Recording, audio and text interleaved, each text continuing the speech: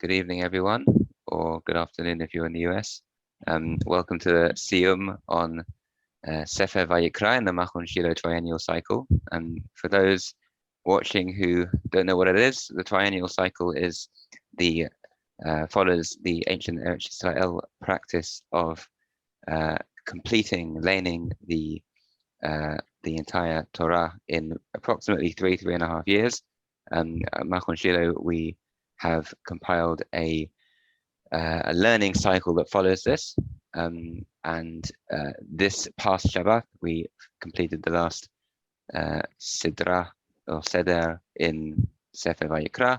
In Yetzer Hashem, this Shabbat, we will be beginning Sefer Bar-Midbar. To mark this, we are holding the Siyum, and Rabbi Avi Grossman has kindly agreed to give a short Shiur on the relevant Parshiot. Thank you, Rabbi Grossman. Oh, anytime. Well, anytime you make a Siyum on Sefer Vayikra. Rabbi Yeshua just said that it's a 3-year cycle, okay, 3.5 years.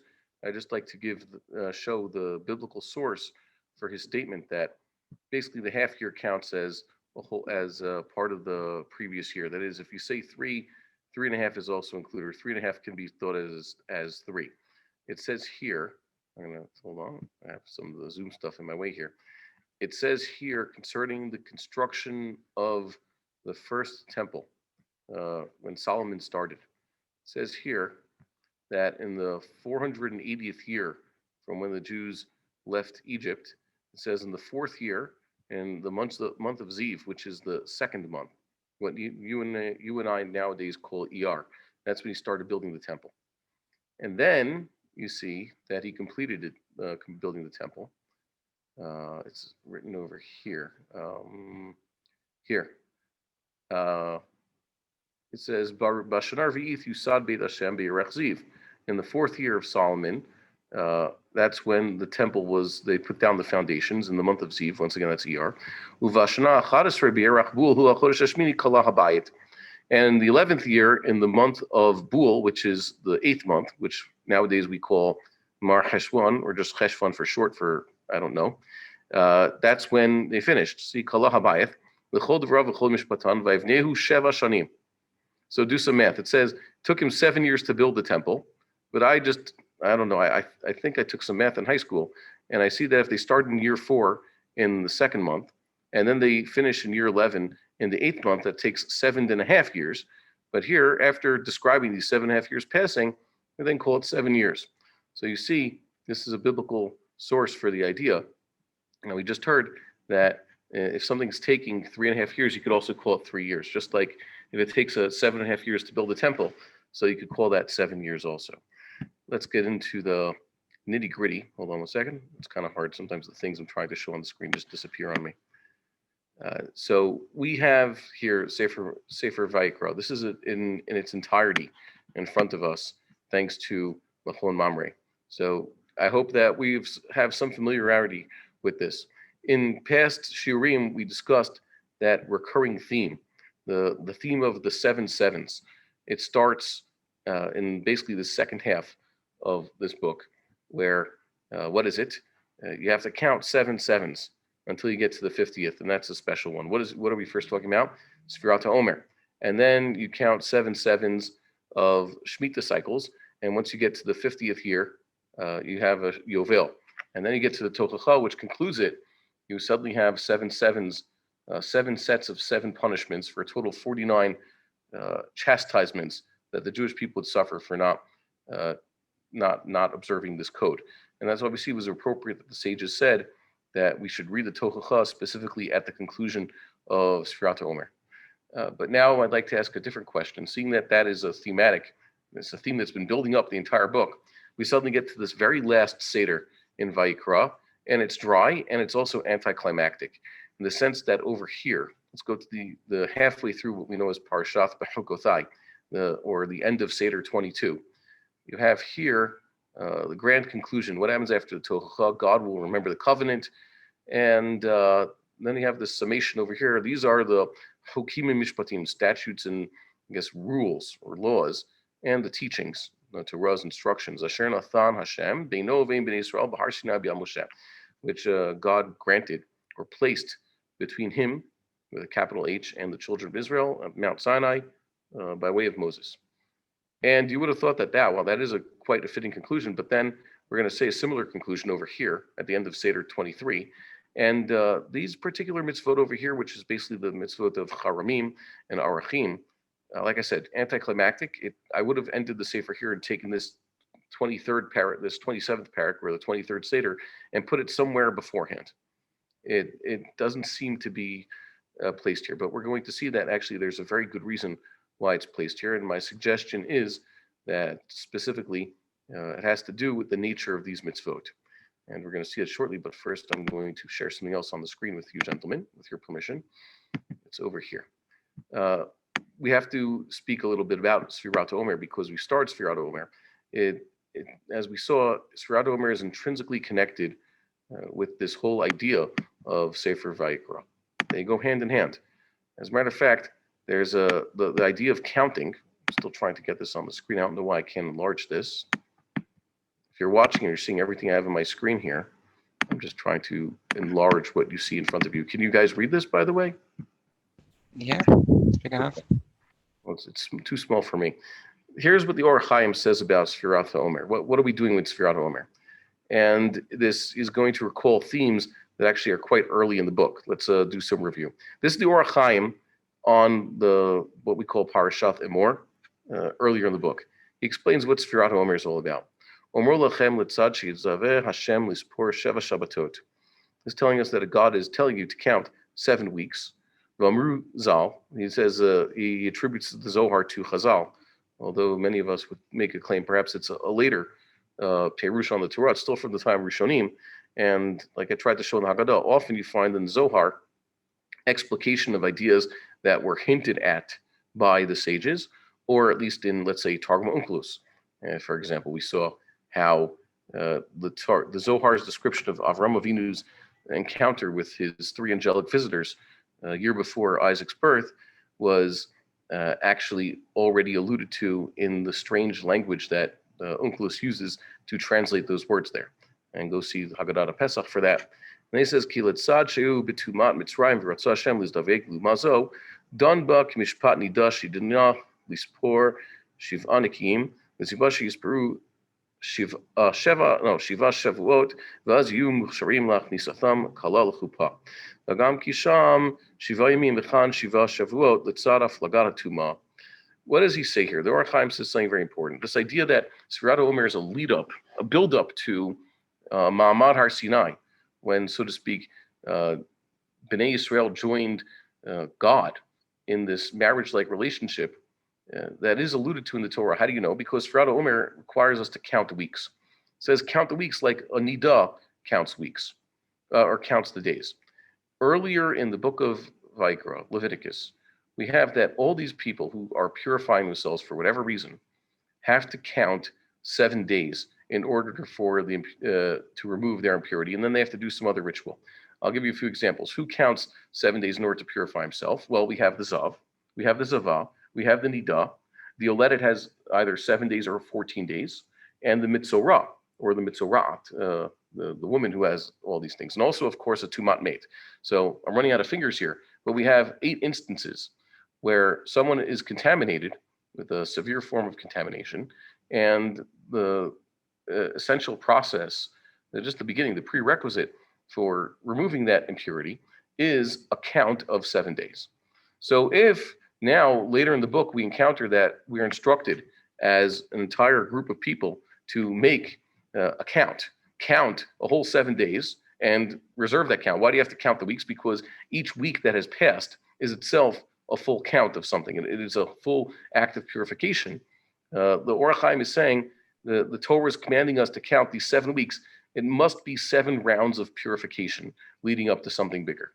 And that is the illusion. Someone was asking this online. I have to go share this now with my friend and show him. The Zohar is saying explicitly what we should have realized from reading this book. If every time someone is purifying himself or herself, he has to count 7 days and remember that count. So if you have that everybody has to count 7 days, a whole week, and then hold on to that week and then count another 7 days and keep counting how many weeks have passed and how many days, you realize that this is one great national act of purification. And I included here what the Or HaChaim writes similarly on in his Perush to Parashat Yithro, where he says a similar idea. So this is here for, I guess, for your reading benefit. The Or HaChaim continues,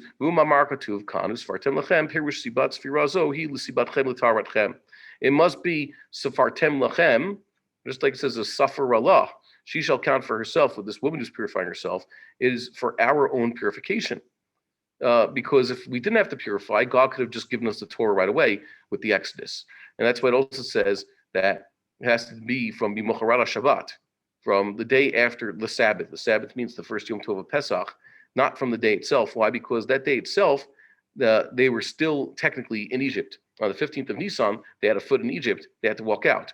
That is similar, by the way, to most of these other counts. When a person is purifying himself, the day he is still in contact with that which caused this contamination, he still has a lesion on his skin. He's still in contact with someone who's dead. This woman is still experiencing her menstruation, etc. So that day cannot be part of the count. As I tell people whenever questions of the Hilchot come up, I tell people there's day 0, the day of Hefsek Ta'ara, which unfortunately now the only people who are technically purifying themselves are Nidot or Yoladot in our days. But really, anybody who purifies has to basically have the day that's day 0, the day before the count starts.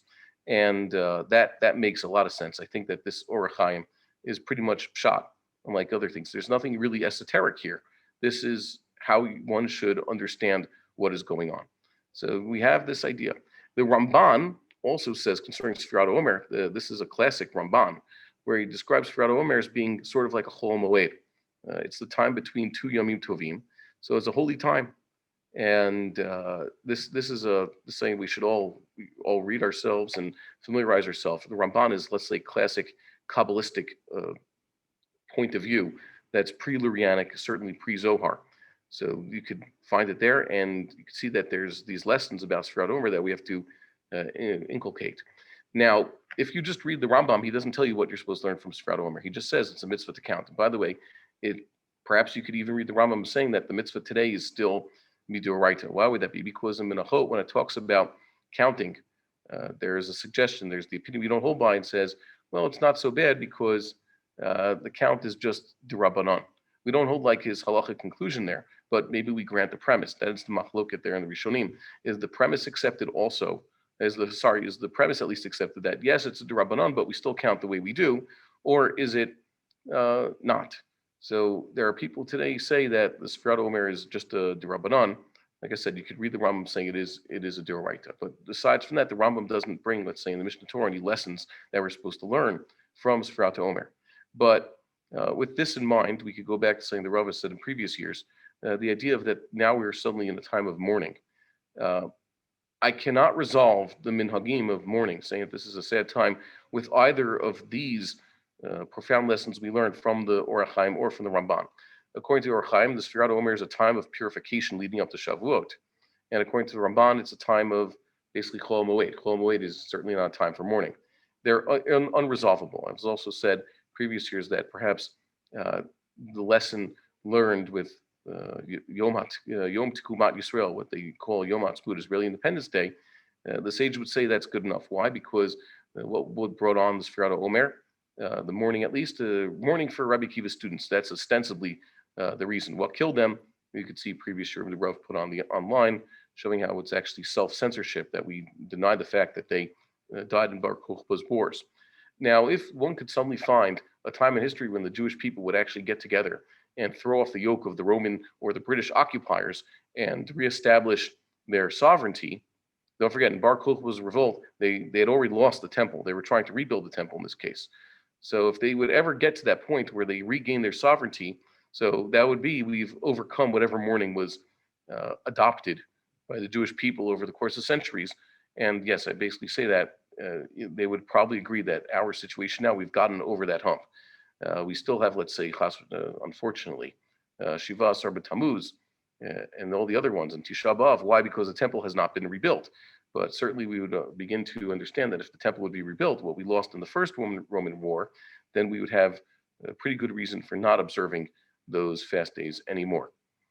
Now, there is some creep going on here. I'm also worried. By creep, I mean things are slowly becoming more and more machmir. I've only recently seen, you know what, because there's this practice that people avoid saying the blessing of Shahyanu during the 3 weeks leading up to Tisha B'Av, so too they're starting to adopt that during this time of mourning. They're basically going to say that everything that is a practice during the 3 weeks, say not eating meat or laundering, etc., or that's at least during the 9 days, not listening to music, all these things, it's slowly becoming more and more strict. And I'd say that if we don't try to push in the other direction, eventually this Sfirata Omer is going to become Tisha B'Av itself. And we have to work against that. I've also seen, for example, that we have a practice that we don't have weddings during this time, whenever this time may be. Is it start only at Rosh Chodesh Nisan and continue until much later? Is it now until Lag BaOmer? Be that as it may, you look at the older sources, for example, and the practice was only second marriages. But let's say a man who had not yet fulfilled his minimum obligation to reproduce, of course, could get married during the Omer. Now, as you know, people are much more machmir. I remember attending a wedding during this time. It was right at, I think, the 2nd of Iyar, by one of the early rabbis in the Zohar organization. I was brought along as a witness. This is back in 2001. And the local rabbi came to him after the chuppah and started berating him. You know, what are you going to do? It's very important that we have more weddings. I think it's criminal that there's so many weeks of the Jewish calendar, 3 in the summer and at least 4 during the springtime, when wedding halls basically are not running. And that increases demand. When you decrease supply of wedding halls, you increase the demand later, and that also brings up the price. So I think that would be better for Am Yisrael if people would realize that there classically was no such practice forbidding weddings back in then. This is what the Rambam has to say about our last parak over here. And we're going to understand why it is that this last parak is necessary to be here, or this last Seder is necessary to be here at the end of Vayikra. The Rambam talks about something called the haramim. When a person is maharim, usually it's only in the hifil. We don't have, let's say, a pa'al of this. We don't have a chorem and choremet, the types of verbs. We don't have a piyel form. There's no chirem or chiramti, etc. It's always in the hifil and hufal. So he explains what is going on here. Someone says this is dedicated, or it's a dedication to the upkeep of the temple. O Hirem Levetek Abayith, or it's a Hirem, whatever that word might be. O Hirem L'Shamayim, L'chein B'chol Nechasav, Im Amar Kon Nechasav, Hekdesh, O Hirem Levetek Abayith, O Hirem L'Shamayim, Hare Elu, Yiplu Levetek Abayith. In this point, it says that he throws in the word Hirem or not, or Hekdesh, or Hirem for Shamayim. These all mean that the funds or the property becomes property of the major, of the general temple fund, upkeep of the temple. We saw that this is a good fund to have because, if necessary, you could even take for the korbanot from this fund. Val imamar cherem stam. If he just says it's going to be cherem, he doesn't mention for the temple or bedek habayit or shemayim, etc., or hektish. It's just my property. This coin, this slave, this piece of land is cherem stam. That means he didn't say anything else. It's just cherem.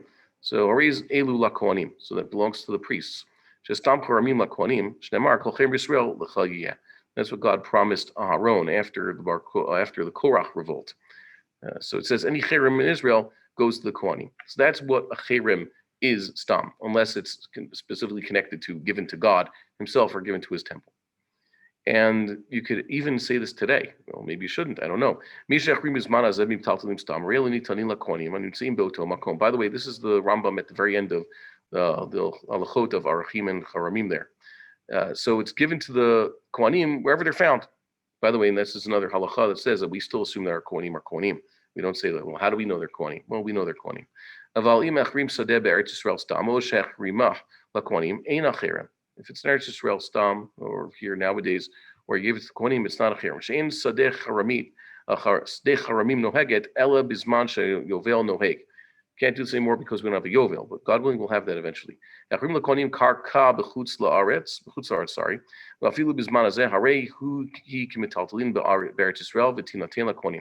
way that you could still give a cherem to the Kohanim. And here the Rambam explains the lesson involved in this.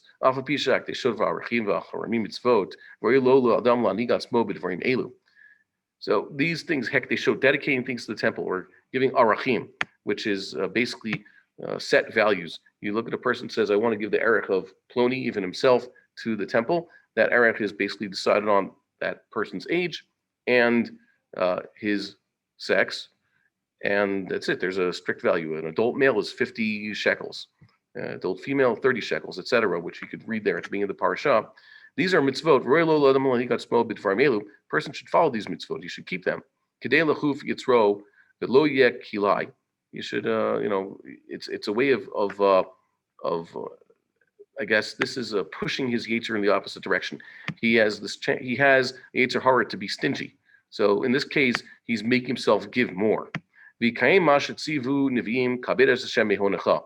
Nevi'im commanded, even though this isn't from the Nevi'im, this is from Mishlei, which is Tuvim, says you should revere God or respect God from your property. Honecha nowadays, hon, as you know, means capital. Afal pikrein, even so, if he never actually gives a dedication to the temple, or he never made an arachim, nothing's happened. Which is opposed to, for example, giving charity to the poor, where there are rules about how often and how much someone has to give. Of course, one has to give on a regular basis, and there's all sorts of matanot from one's produce that has to give to the poor. You can't get away with giving from charity. The Torah says, if you don't go about making nidarim, promising to give things to God or to the Kohanim, you shall not have a sin. And there's more to read over here, but that's what the Rambam's trying to say here. What does the Rambam say about haramim? Someone give me an idea going on here. Why would you even have this? Why would he have this idea that there's all sorts of voluntary donations a person could give to the temple? Rambam says lo yakdish adam v'lo yarich v'lo yachrim kon nechasav. A person shouldn't give away his property.